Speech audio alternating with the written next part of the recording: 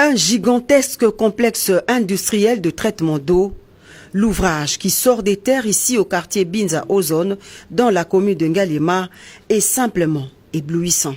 Avec une capacité de production journalière de 110 000 mètres cubes d'eau, l'usine n'est pas un édifice de trop. Sa mission, augmenter substantiellement la production d'eau potable qui jusque-là était largement inférieure à la demande potentielle des abonnés de la partie ouest de la capitale.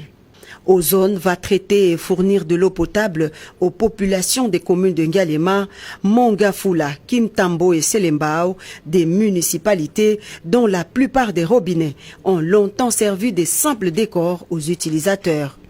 Véritable pari gagné pour le chef de l'État, Félix-Antoine Tshisekedi Tshilombo, qui, à travers ce geste de haute portée sociale, vient de lever le drapeau blanc, mettant ainsi fin à la guerre de l'eau dans une bonne partie de la ville de Kinshasa. Excellence, Monsieur le Président de la République, chef de l'État, cette œuvre est la vôtre. Elle est la matérialisation de votre vision.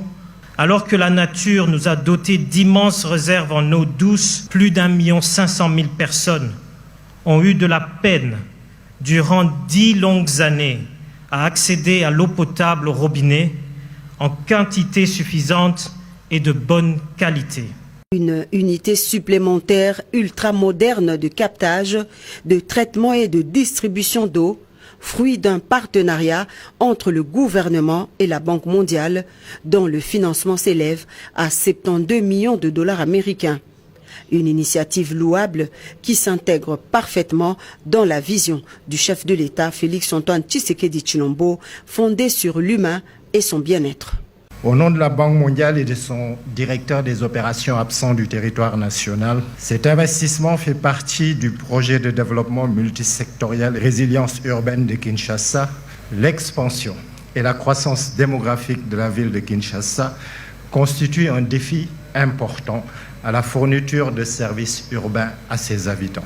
La réalisation de cette première phase va desservir près d'1 500 000 abonnés.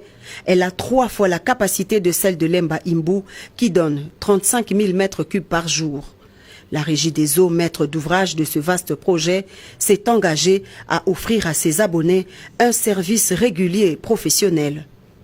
Comme lors de la pose de la première pierre le 23 décembre 2019, le président de la République est revenu personnellement sur ce site pour couper le ruban symbolique de cette nouvelle usine qui vient s'ajouter aux 6 autres existants à travers la ville-province de Kinshasa.